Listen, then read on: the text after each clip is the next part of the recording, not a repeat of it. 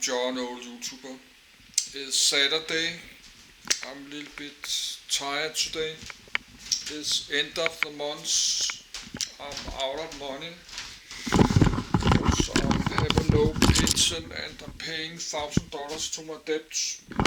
I have to do that. It's Saturday. I have to pay $1,000 to my debt again. So I will be low on money next month too, like $200. But now I got that fresh hard drive. Got like $130. Is 3,500 gigabyte left. So let's read some more. It's only 1 p.m. Stagecoach, I don't know how to pronounce it. I'm making some video in Danish, my language, about the history of the cars. So I'm reading about different kind of horse wagons. I need something to drink before we driving. But reading. Let's get a little bit to drink. But I just have to go through the weekends and get my pension Wednesday and pay my bills Thursday. That's the most important now. That's to pay the rent next month.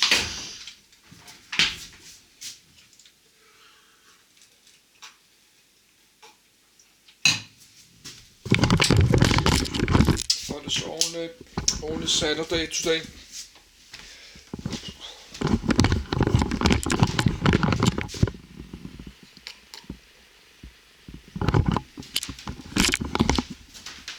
So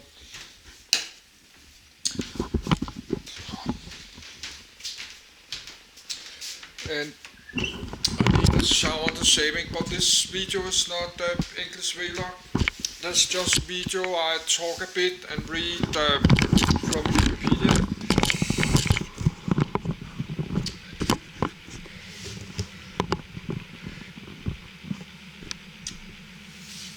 So let's do that. I have to check my cell phone final time.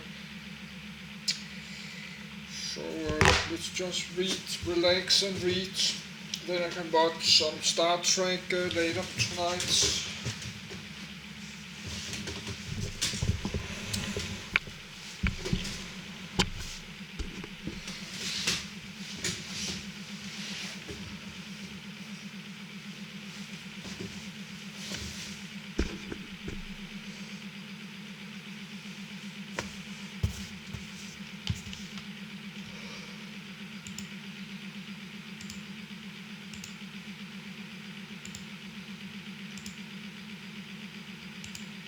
Stagecoach.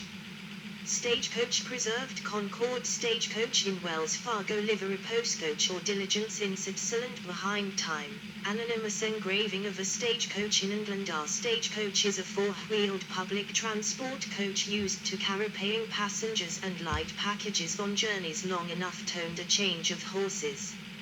It is strongly sprung and generally drawn by 4 horses, although some versions are drawn by 6 horses. Commonly used before steam-powered rail transport was available. A stagecoach made long scheduled trips using stage stations or posts where the stagecoach's horses would be replaced by fresh horses. The business of running stagecoaches or the act of journeying in them was known as staging.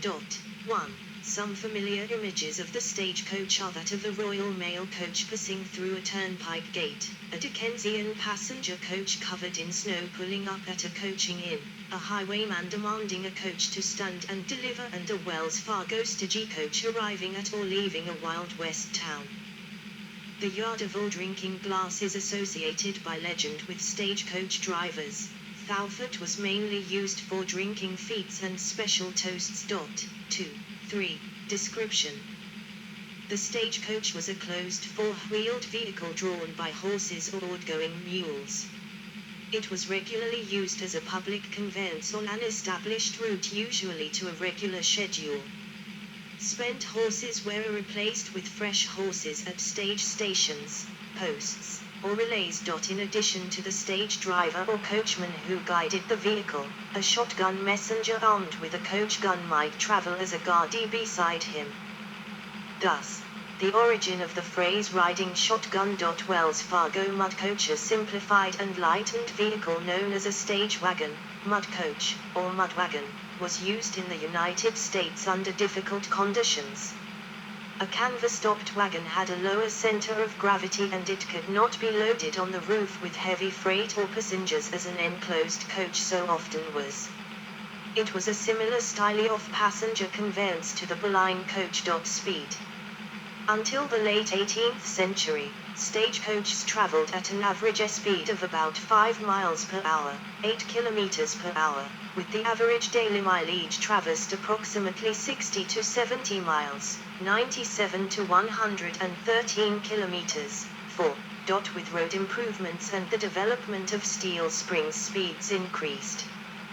By 1836 the scheduled coach left London at 1930, travelled through the night, without lights, and arrived in Liverpool at 16:50 the next day, a distance of about 220 miles, 350 kilometers, doubling the overall average speed to about 10 miles per hour, 16 kilometers per hour, including stops to change horses. 5. History. Origins. The first crude depiction of a coach was in an English manuscript from the 13th century. 6. The first recorded stagecoach route in Britain started in 1610 and ran from Edinburgh to Leith. This was followed by a steady proliferation of other routes around the island. 7. By the mid-17th century, a basic stagecoach infrastructure had been put in place. 8. A string of coaching inns operated as stopping points for travellers in the route between London and Liverpool. The stagecoach would depart every Monday and Thursday and took roughly 10 days to make the journey during the summer months. Stagecoaches also became widely adopted for travel in and around London by mid-century and generally travelled at a few miles per hour. Shakespeare's first plays were performed at coaching inns such as the George Inn, Southwark. By the end of the 17th century, stagecoach routes ran up and down the 3 main roads in England. 9.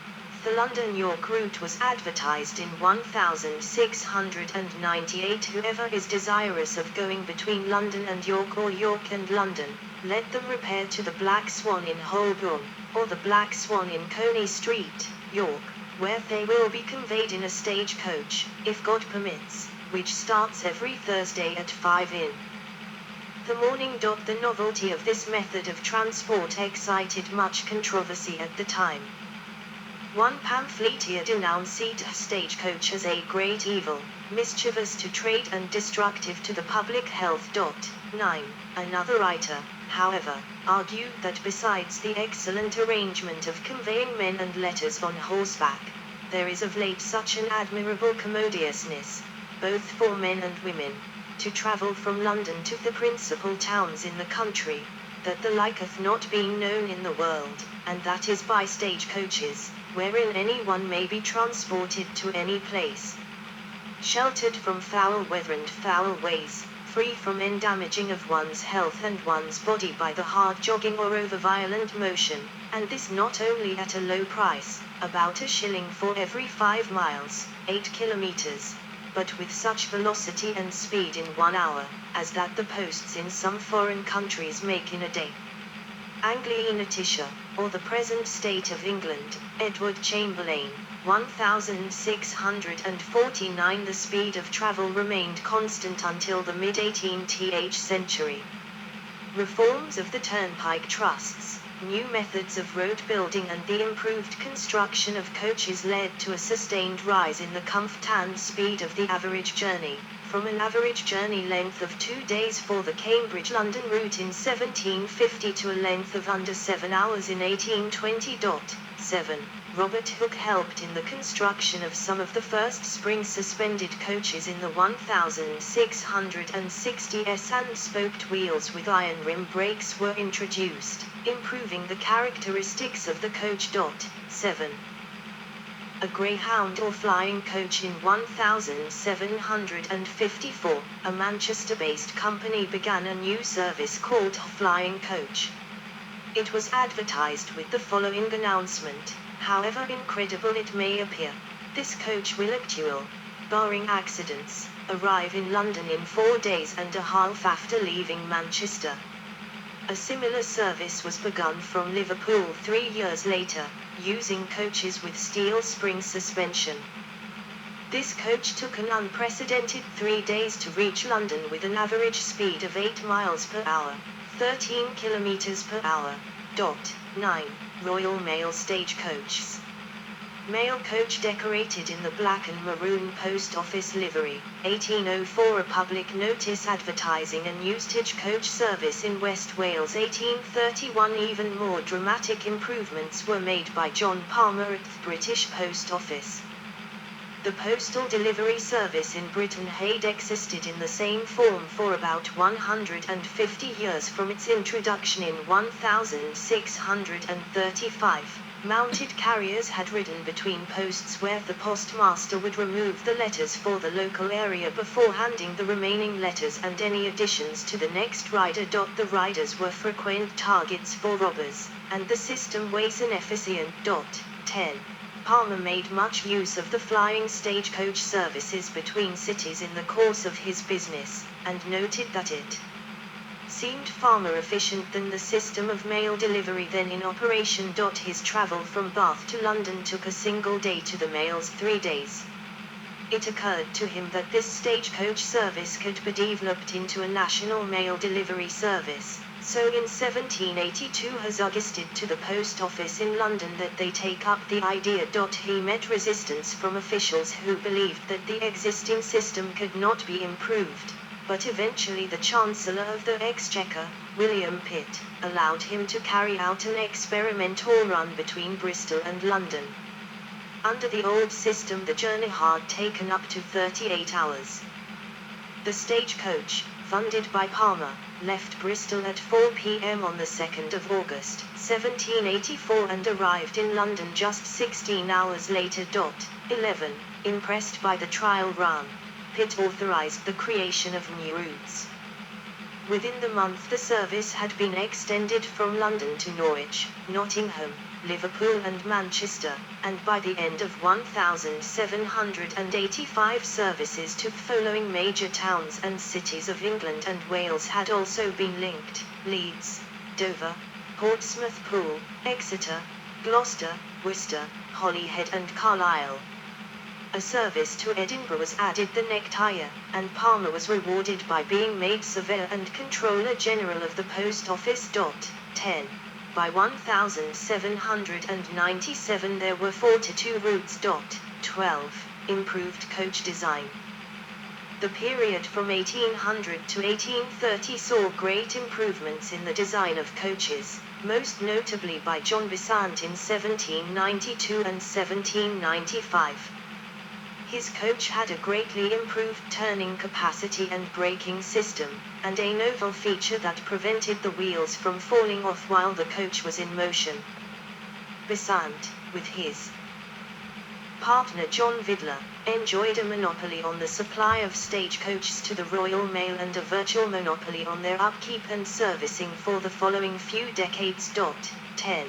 Steel springs had been used in suspensions for vehicles since 1695. 13. Coach builder Obadiah Elliott obtained a patent covering the use of elliptic springs, which were not his invention. His patent lasted 14 years, delaying development because Elliott allowed no others to license and use his patent. Elliott mounted a hatch wheel with 2 durable elliptic steel leaf springs on each side, and the body of the carriage was fixed directly to the springs attached to the axles. After the expiry of his patent, most British horse carriages were equipped with elliptic springs, wooden springs in the case of light one-horse vehicles to avoid taxation, and steel springs in larger vehicles. 14. Improved roads. Construction of a macadamized road in the United States, 1823. These roads allowed stagecoaches to travel at much greater speeds.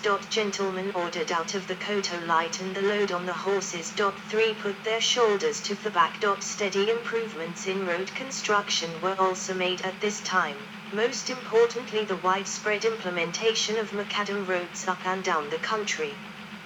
The speed of coaches in this period rose from around 6 miles per hour, 9.7 kilometers per hour, including stops for provisioning, to 8 miles per hour, 13 kilometers per hour, 15, and greatly increased the level of mobility in the country, both for people and for mail.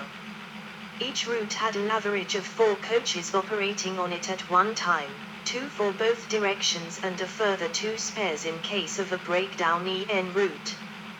Joseph Ballard described the stagecoach service between Manchester and Liverpool in 1815 as having price competition between coaches, with timely service and clean accommodations at inns. 16. Decline and evolution. The development of railways in the 1830s spelled the end for stagecoaches and mail coaches. The first rail delivery between Liverpool and Manchester took place on the 11th of November, 1830. By the early 1840s most London-based coaches had been withdrawn from service. 10. Some stagecoaches remained in use for commercial or recreational purposes. They came to be known as road coaches and were used by their enterprising, or nostalgic, owners to provide scheduled passenger services where rail had not yet reached, and also on certain routes at certain times of the year for the pleasure of an, often amateur, coachman and his daring passengers. Competitive display and sport.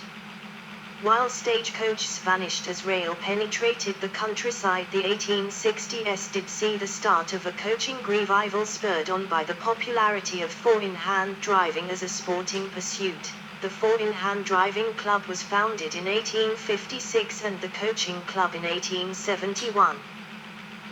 Carriage driving, 1881. The owner's coachman watches Henry de Toulouse-Lautrec Park drag built by Brewster in 1887. New stagecoaches, often known as park drags, began to be built to order. Some owners would parade the vehicles and magnificently dressed passengers in fashionable occasions. Other owners would take more enthusiastic, suitably dressed passengers and indulge in competitive driving.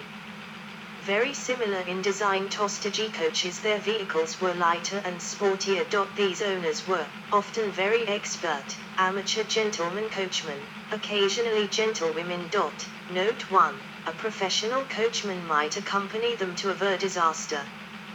Professionals called these vehicles butterflies. They only appeared in summer. 17. Spread elsewhere. Australia. Cobb & Co. was established in Melbourne in 1853 and grew to service Australia's mainland, eastern states and South Australia. Continental Europe. The body of a diligence being transferred to a railroad car with a simple gantry crane, an example usually intermodal freight transport with French mail, 1844. The drawings exhibited in Deutsches Museum Verkehrszentrum, Munich, Germany. The diligence, a solidly built stagecoach with 4 or more horses, was the French vehicle for public conveyance, with minor varieties in Germany such as the Stellwagen and Eilwagen. The diligence from Le Havre to Paris was described by a fastidious English visitor of 1803 with a thoroughness that distinguished it from its English contemporary. The stagecoach. A more uncouth, clumsy machine can scarcely be imagined. In the front is a cabriolet fixed to the body of the coach, for the accommodation of 3 passengers, who are protected from the rain above, with projecting roof of the coach, and in front by 2 heavy curtains of leather, well oiled, and smelling somewhat offensively, fastened to the roof. The inside, which is capacious, and lofty, and will hold 6 people. Great comfort is lined with leather padded, and surrounded with little pockets, in which travelers deposit their bread, snuff, nightcaps, and pocket and kerchiefs, which generally enjoy each other's company, in the same delicate depository. From the roof depends a large network which is generally